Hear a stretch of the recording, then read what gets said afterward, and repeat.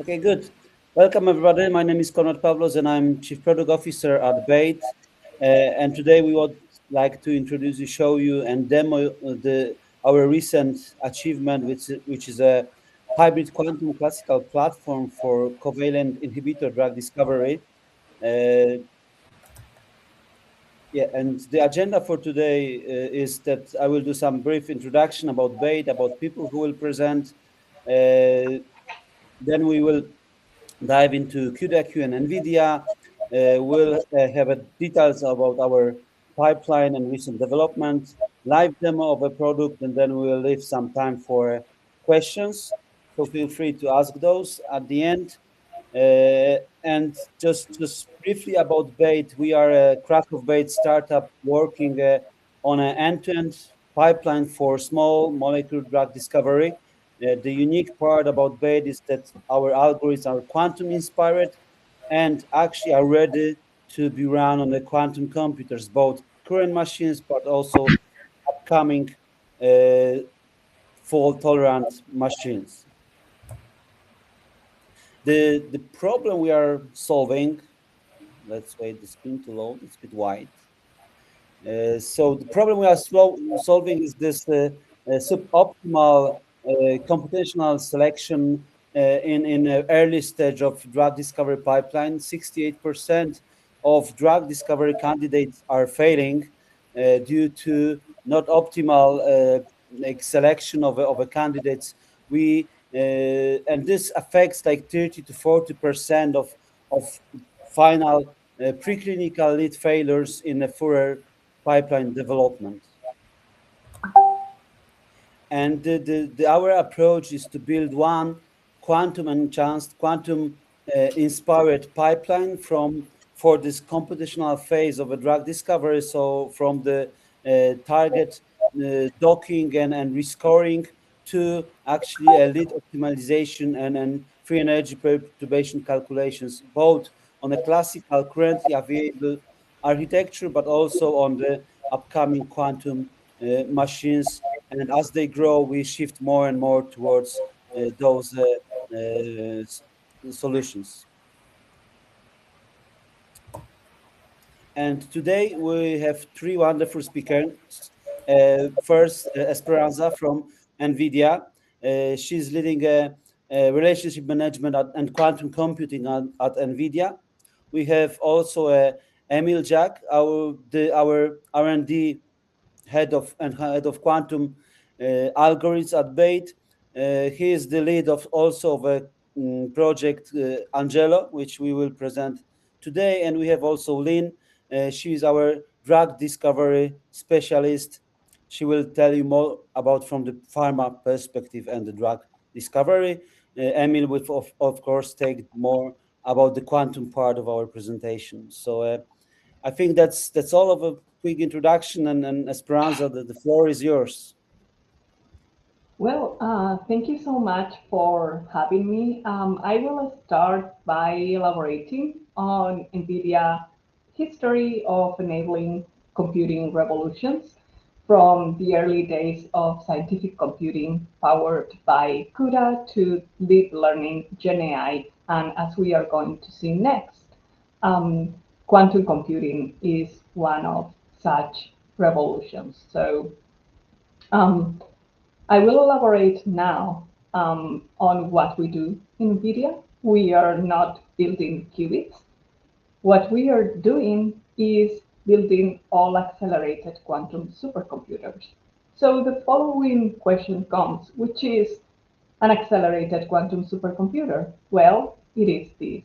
Is an supercomputing architecture and heterogeneous quantum classical architecture where you can see there are classical accelerated computing resources, such as NVIDIA GPUs and superchips, integrated with quantum resources, physical quantum resources. And now the question is, how do we program all of these in a performant manner? And how do we tightly integrate all of these? And this is where the NVIDIA quantum solutions that we are going to see next come into play.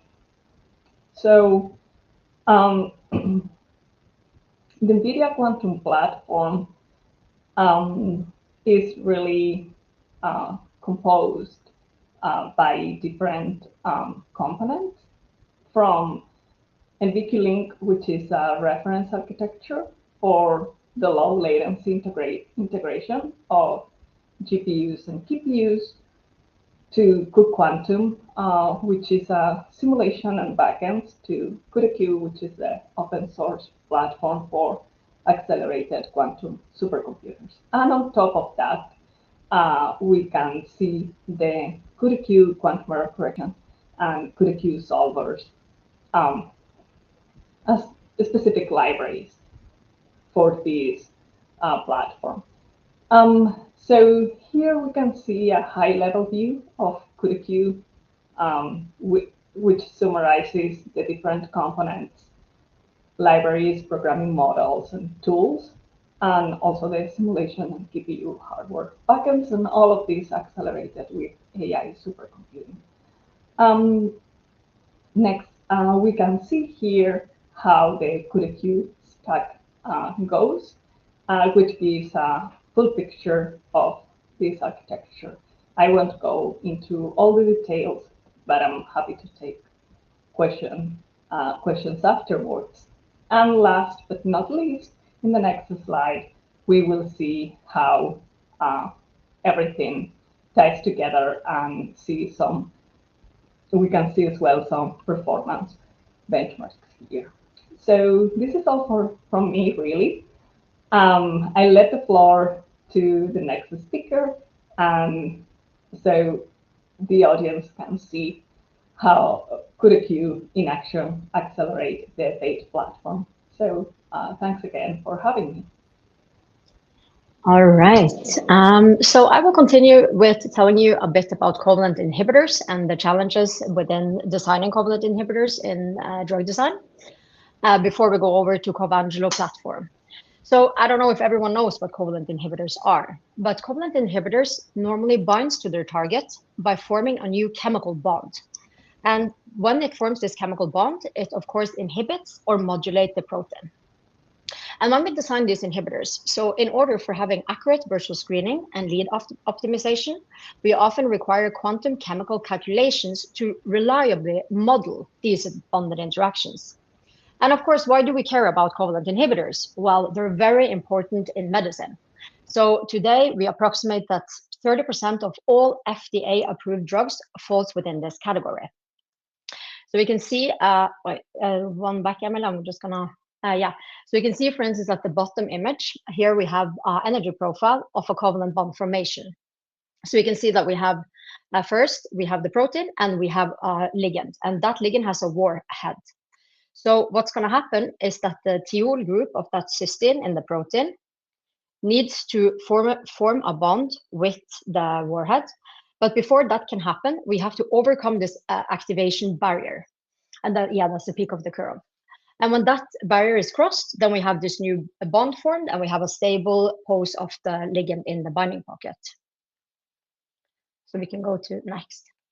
So from a computational or a computational drug design standpoint, why is this challenging to design?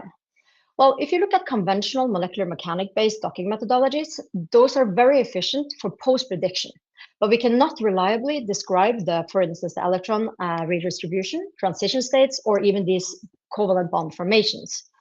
Also, with the current quantum chemistry methods, which also is a big challenge because we have different methods. We have low-level methods, and those are very fast, but they're also very inaccurate and also system-dependent. Then for the high-level methods, those are much more accurate, but of course, much more computationally expensive. They're also expert-dependent and very difficult to scale. So of course, together, this limitation makes the design of these kind of drugs very difficult. And this is sort of where we come in, because so our goal is to develop an automated and scalable approach for covalent docking and also increase the accuracy and try to get it under 1 kcal per mole. Yeah, next, thank you.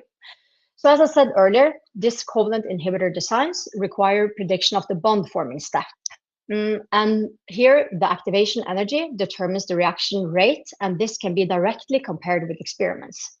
And current tools mainly relies on heuristic scoring functions, while our approach will use first principle quantum chemistry with a hybrid computing engine, combining quantum solvers, high-performing computing, and also AI and ML models. And the goal here is to generate high-quality data and transferable scoring models that can improve hit discovery and lead optimization in pharmaceutical research and development. Next slide. So we can also briefly go over how we plan to turn the investment into technical and commercial value. So the investment will support building protected core IP, scaling our computation through NVIDIA GPUs and CUDA-Q, and also generate high-quality benchmark data. And of course, this benchmark data will be used to demonstrate improved accuracy. Together, this sort of converts the investment into better accuracy, faster decision, and scalable platform value for our current and future pharmaceutical partners. I'll say a few words about a general design of our platform. The platform really accepts a target structure, which might be given as a PDB file, let's say, here on the left. On the other end, it accepts a ligand data set, for example, given in MOL2 format.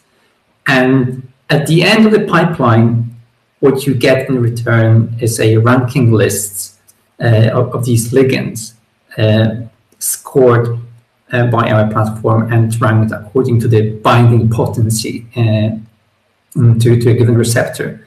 So the first stage launches a molecular dynamics simulation where we sample the conformations of the ligand, solvent, and the protein itself.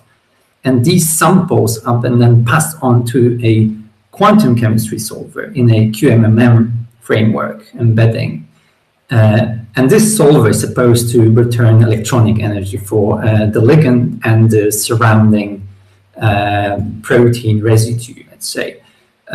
So what truly differentiates us from, say, other available tools or packages is a specific way we compress the information in quantum chemistry.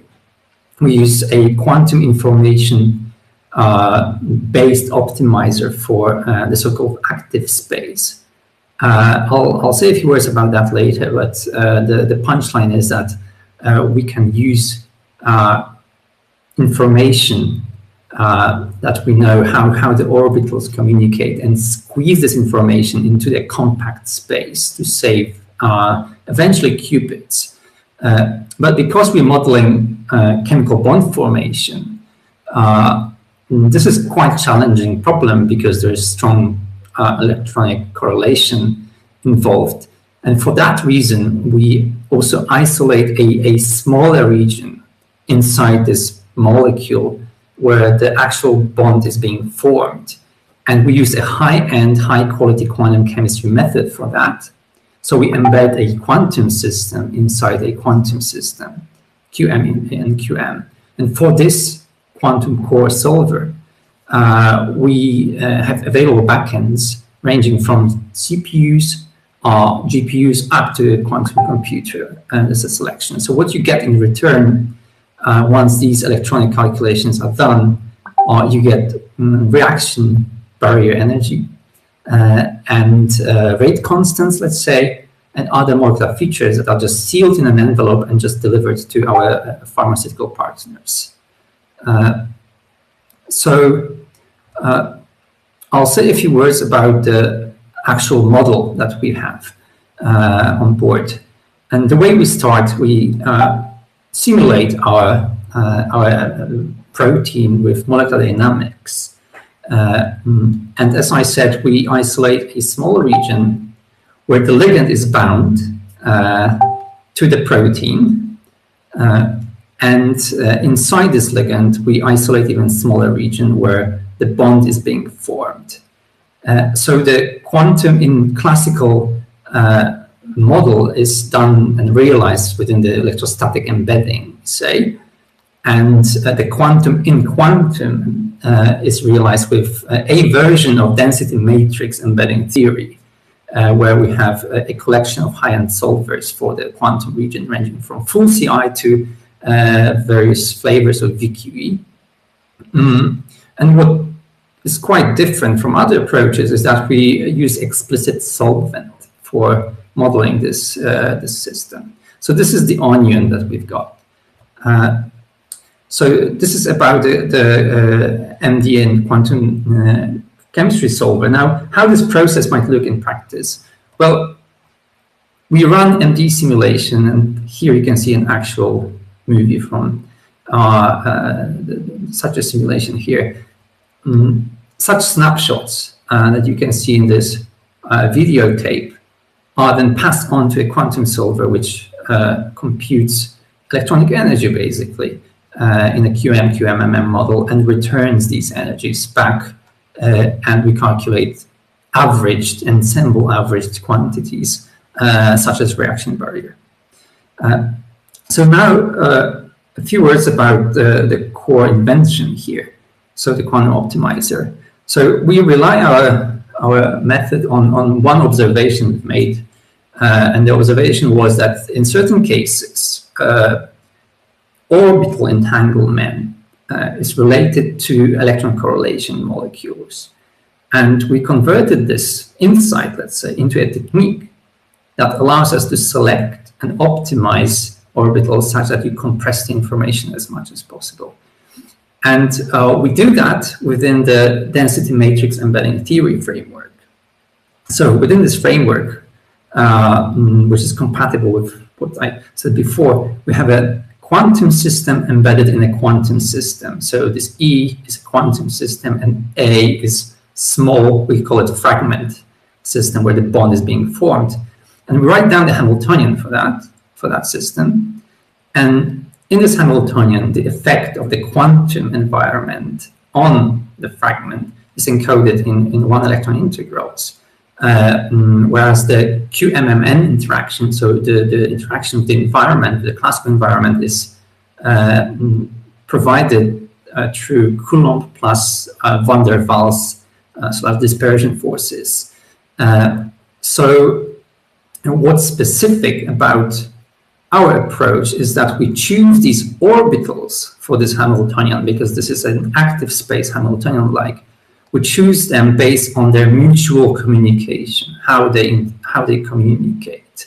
To build such graphs, and then once we selected those that communicate more strongly, we further optimize them, we rotate them in order to squash the information even further. So here you can see a mutual information matrix, so a way of quantifying the way the orbitals communicate with each other. And before the optimization, many orbitals communicate. The information is spread.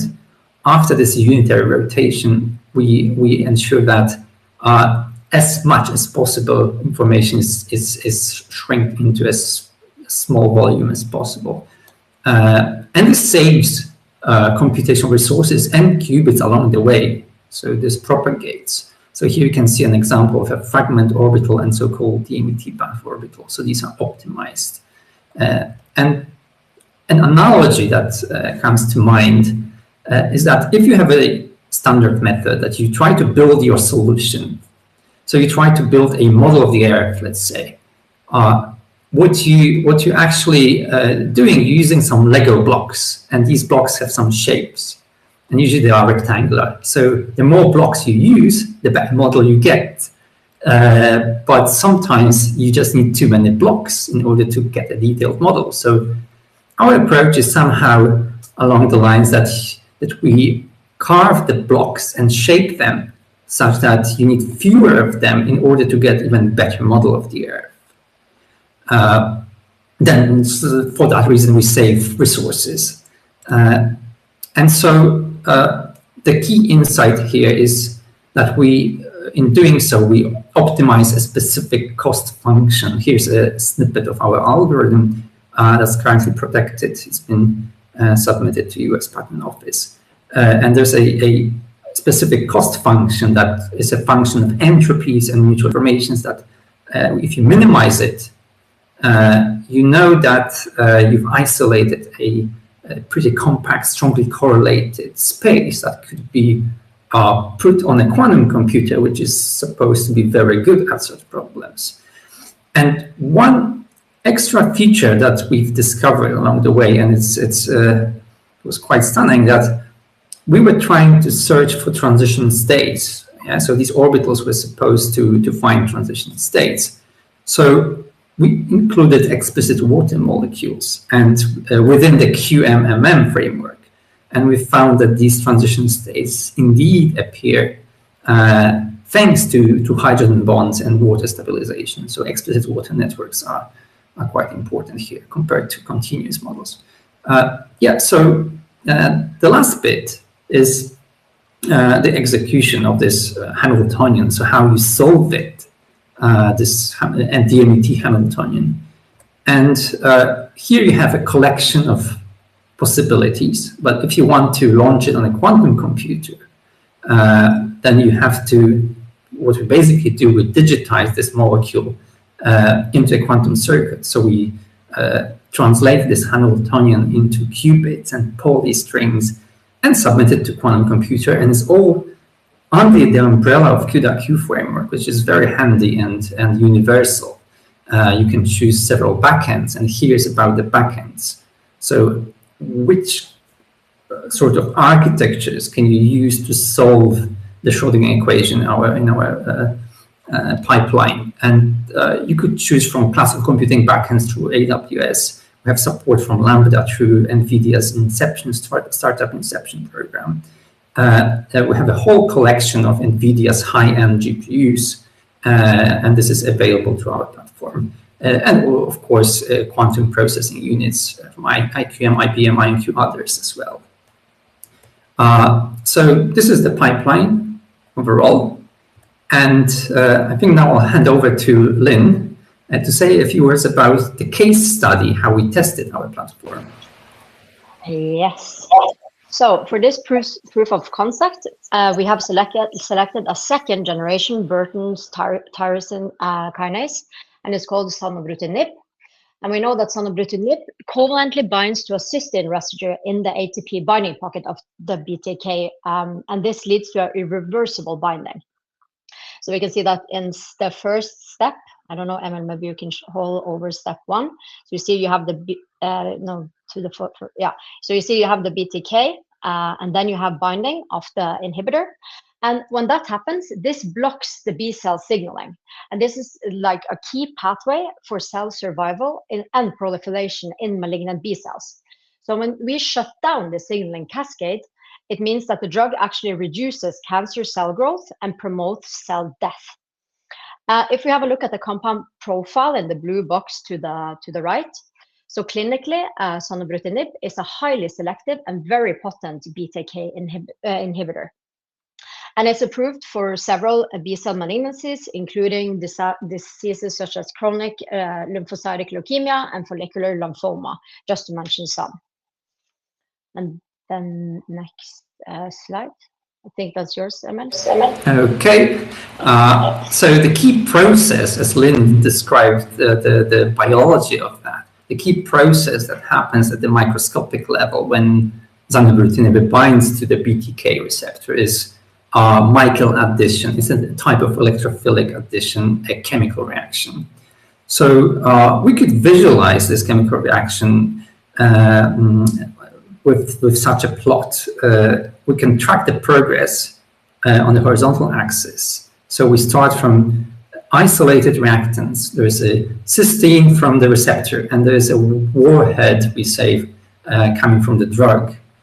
And the goal is for these two guys to hop over the hill, and on top of the hill there is this transition state where the chemical bond is being formed. And once they hop over the hill, they roll down to form products.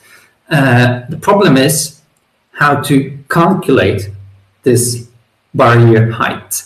And methods like DFT, in this specific case, tend to underestimate this barrier, and Hartree-Fock grossly overestimates it.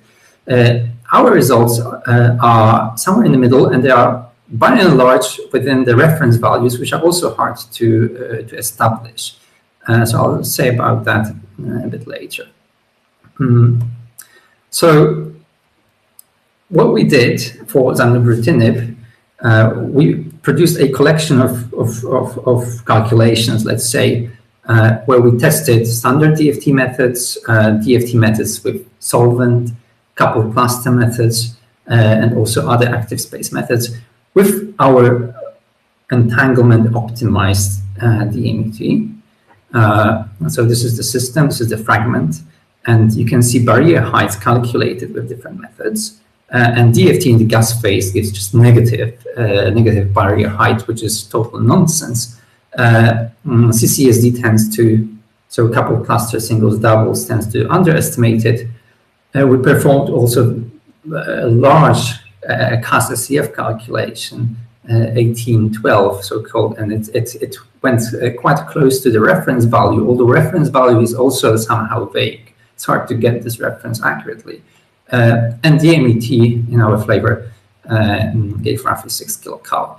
So to show the advantage on hard data of our quantum information optimized orbitals, it's quite useful to look at the electronic energy of Zanubrutinib, or this basically interacting system.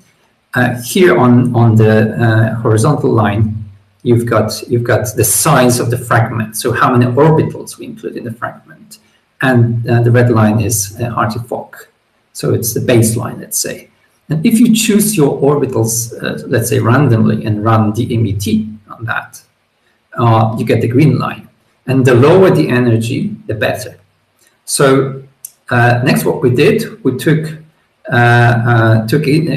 chemical intuition into account and tried to find the best orbitals that organic chemistry and quantum chemistry textbook tells us. And this is the orange line.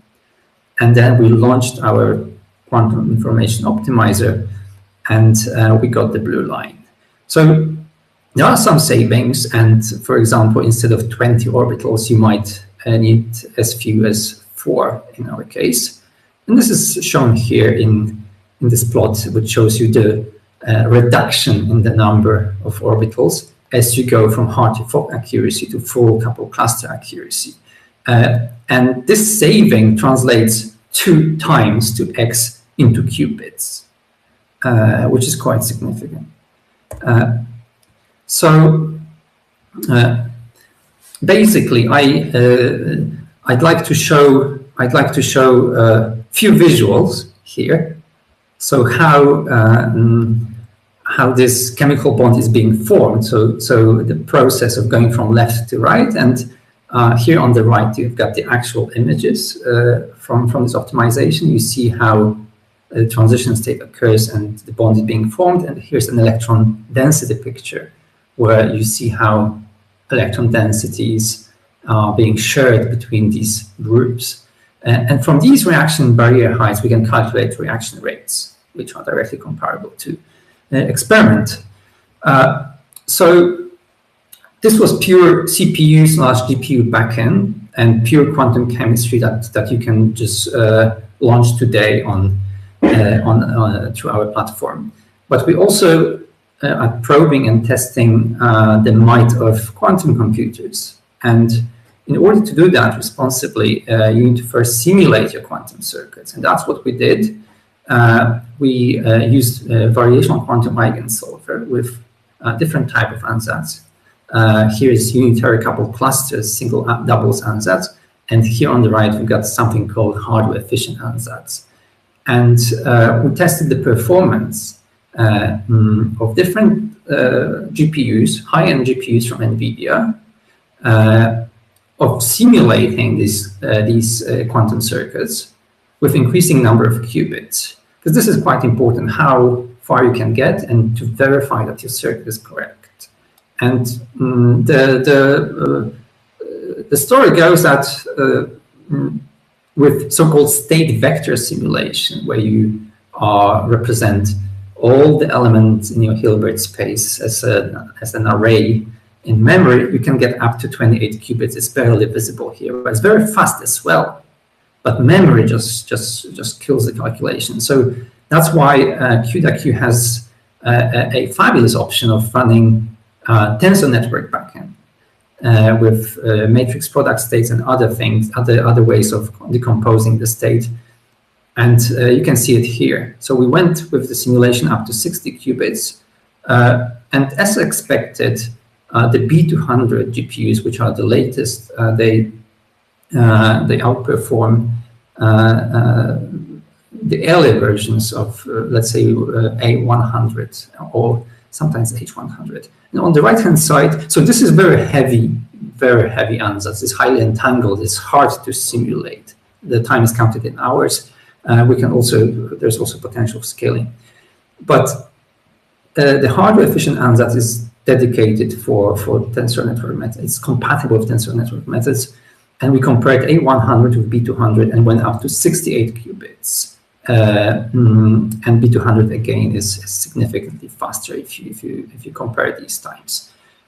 So we have the capability of doing that. You can always simulate your quantum circuit very efficiently.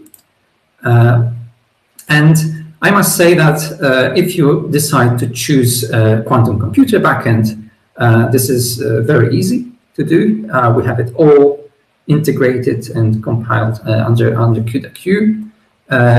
And I'd like to say a word about also integration with IBM, because we've got backends from providers like IQM, IonQ, etc. IBM has inherent Qiskit language, and the CUDA-Q in this framework has dual use. One use is just to wrap and run on this backend. You don't have to worry about any syntax or translation into Qiskit. And the other is CUDA-Q gives you, let's say, the most from the NVIDIA GPUs you can get. So it pays off to design your circuit hardware agnostic, perhaps transpile it to hardware-specific version using Qiskit, for instance, if you want to run it on IBM.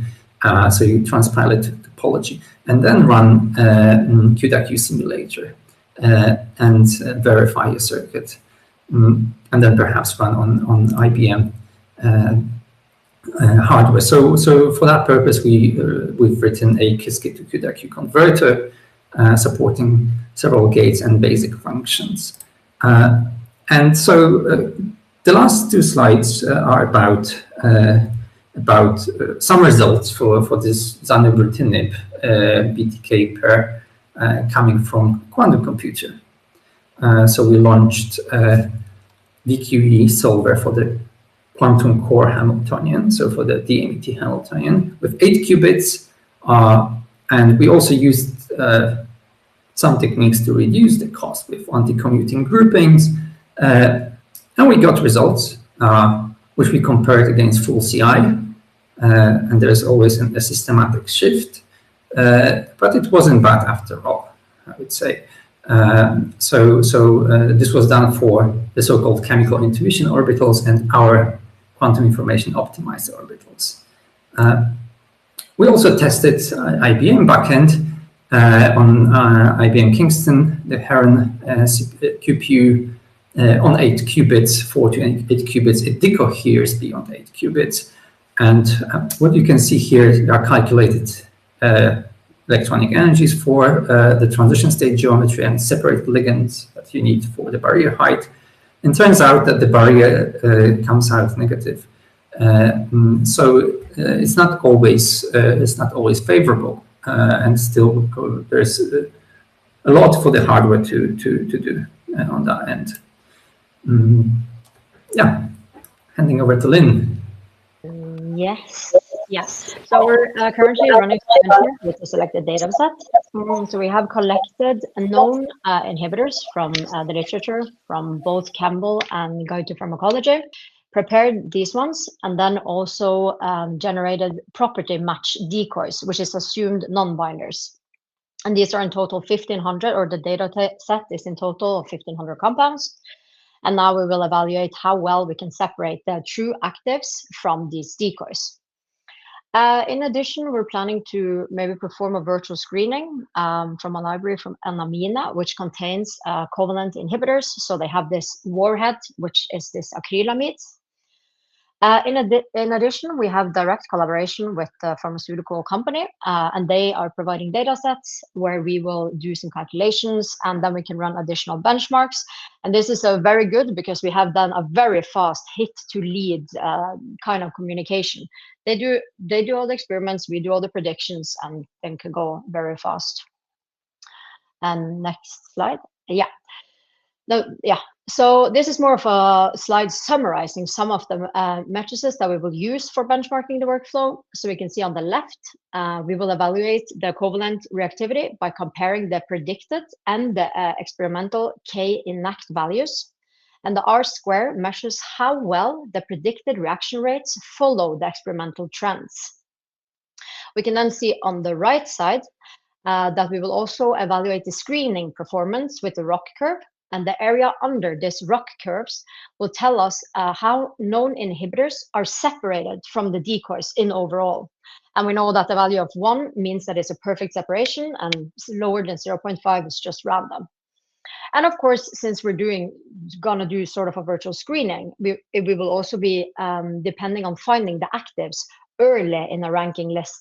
So then we will also, of course, report enrichment factors. So we try to care about today's performance in the classical tractable regime and in the, let's say, classically intractable regime where quantum computers are believed and anticipated to deliver advantage. And on the vertical axis here, we see let's say, symbolic accuracy. And our goal is to go down to 1 kilocalorie per mole. So this is the horizontal teal line. And if you imagine a challenging system, you as your resources increase, so this horizontal line here, you approach this accuracy with classical architectures. But eventually you might hit the wall, and you might hit this wall before you reach the target accuracy for some systems. So we deliver advantage on that end, as you've seen for the entanglement consistent DMET.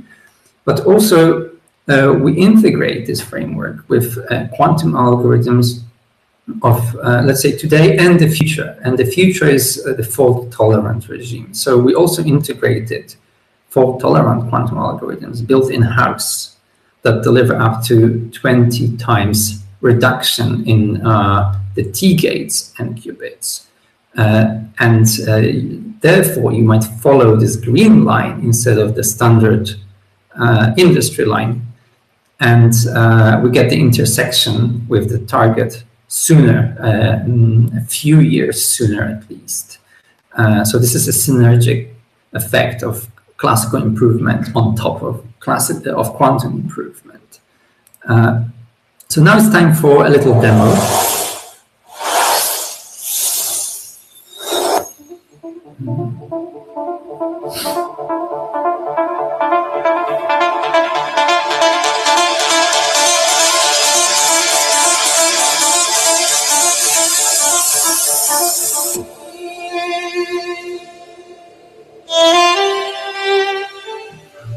So after this little interim, I'd like to show very briefly how our platform actually works in practice.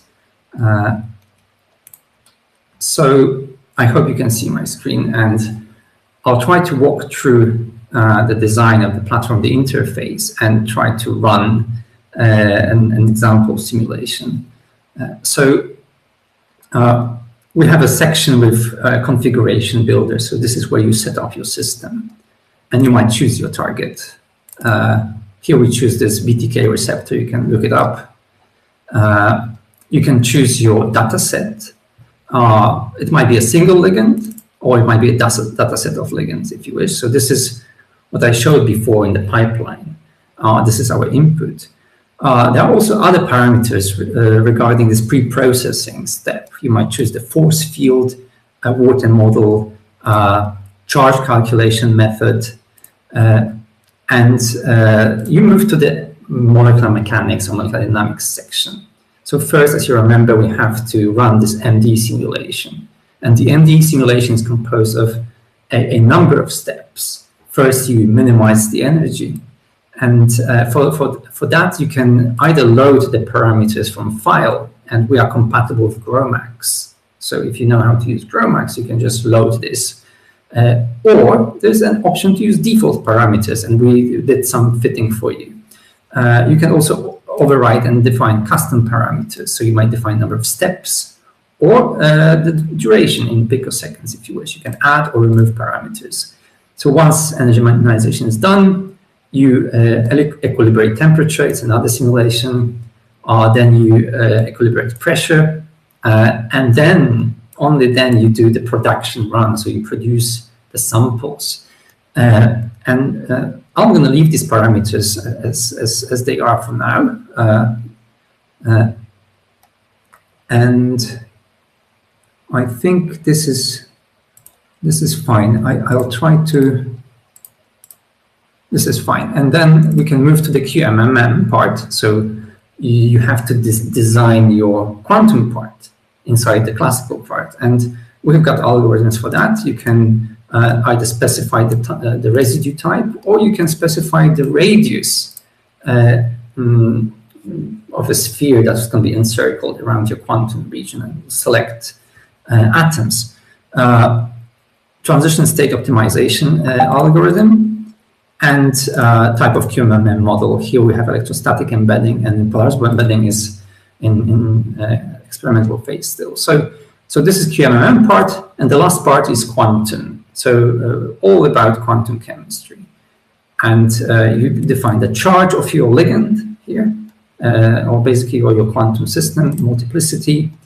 You might choose between, let's say, standard quantum chemistry methods. You might choose basis sets. You might also choose more than one basis set and do a loop, if you wish, over different basis sets. So we've got this option of sweeping through different parameters. You might define the memory that you wish. You might also add or remove continuum solvent model. Mind that we already have explicit solvent model. And you might either enable or disable the external classical charges. So this dispersion and electrostatic. So let's say we're going to select that the charges come from the MD simulation. And I'm going to choose a basic quantum chemistry method. We've got 4 implemented for now for the demo, ranging from Hartree-Fock to CCSD and DFT. You can also choose different execution modes, single point calculation or geometry optimization, or even potential intersurfaces, if you wish. So I'm going to select density matrix embedding theory, because this is our theory here, and I'm going to select 2 active orbitals, so 2 fragment orbitals. You might choose different orbital localization methods, Boyce, Pipek, Messier, and natural orbitals. You've got a bunch of parameters to tweak, the thresholds, if you wish. You can leave them also default. And I'm going to choose the environment. Charges will come from MD simulation and fragment solver. And for fragment solver, you can choose anywhere from Hartree-Fock to VQE. And if you choose VQE, you basically get access to different backends. So you might use state vector simulator, if you wish, matrix product state simulator, or quantum computer, if you wish. And there are also some extra parameters, if you wish. For instance, you might actually we can call these GPUs through Lambda, and we can call different types of GPUs. So the ones provided by NVIDIA. So you might select B200, but I won't select that because it would take ages mining the 5 minutes that we have left. So it will take a bit longer than that. So for now, I'm going to choose just basic Hartree-Fock method and run it. We'll see if it runs, if I didn't mess something up. And this is the output is live, so you get to learn what's happening. And first, the MD simulation is occurring, and you get energy minimization, as we said. Although there's quite a few steps, so I'm going to kill it. I think I'm going to kill it because it's too many steps for some reason. So what I'm going to do, I've got prepared a curated version of this execution with the help of Kamil, our lead developer, and I'm going to show it to you now. So I'm going to see my screen, and here it is. So we'll skip through what I just showed you, so how to load the input. I'm going to move directly to where we ended.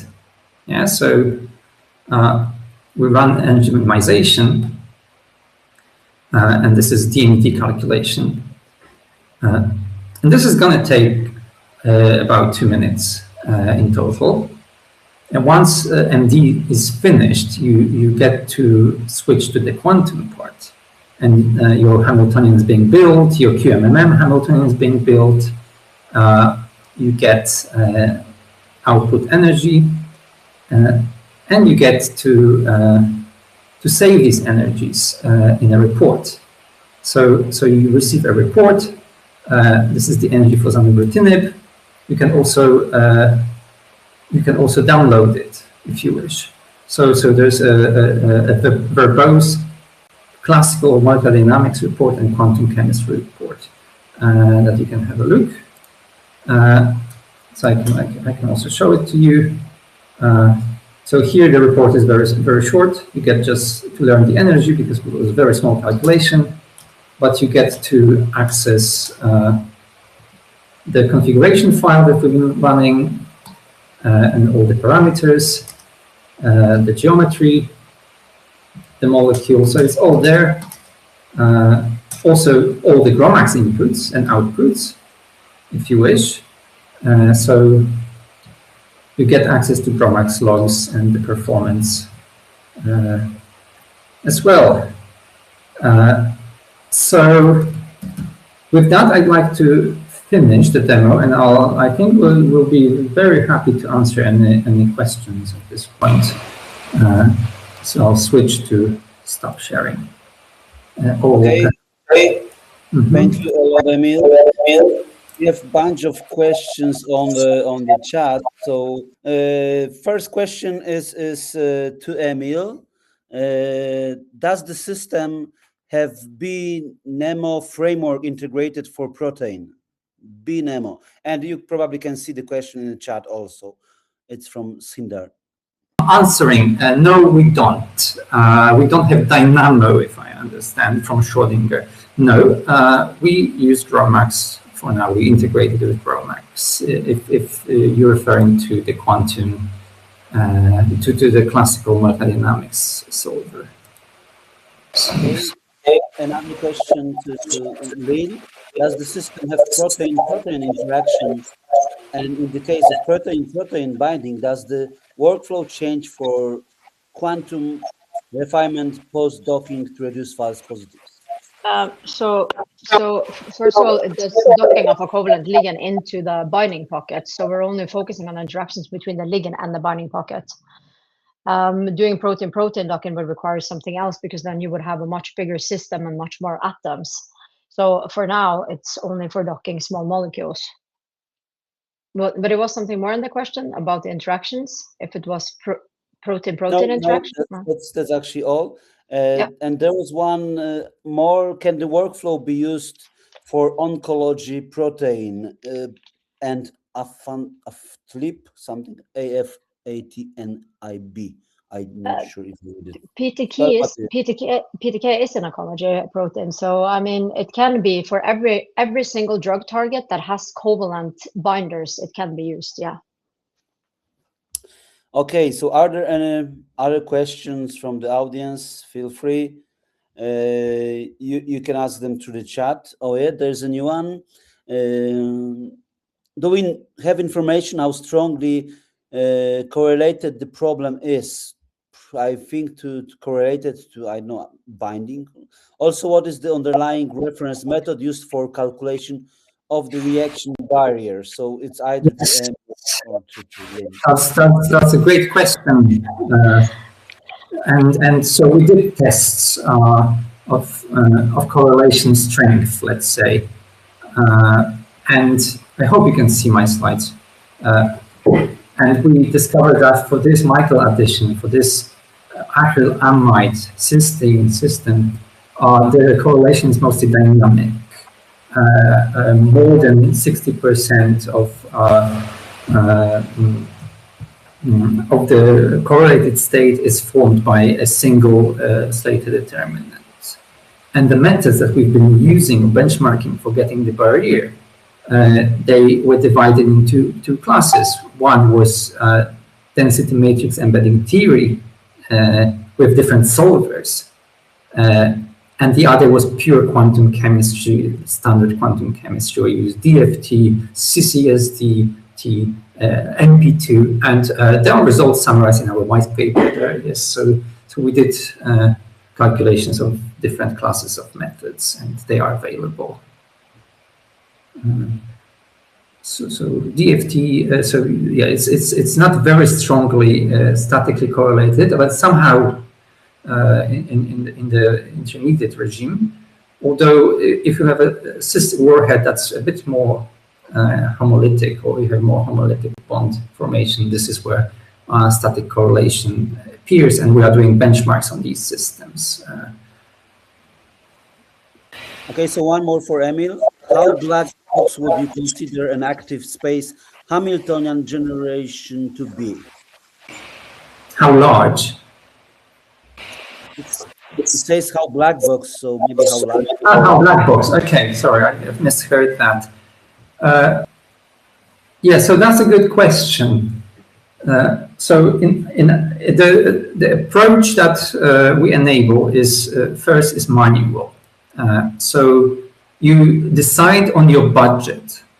If your budget is 30 orbitals or 30 qubits, we will ensure that you get, let's say, quantum information optimal active space. So meaning that we have, let's say, a procedure that's also described in the white paper, how you can approach it, that we first localize the orbitals. Then you can use an AVAS-like procedure based on an orbital overlap. It's also encoded. And then use our optimizer. So to that extent, this is black box, but it's not entirely black box. We won't find, it will require some iterations to find a good active space. The important thing is to have the same or uniform active space size across different ligands in your data set, because you want consistent results. You want to have some error control.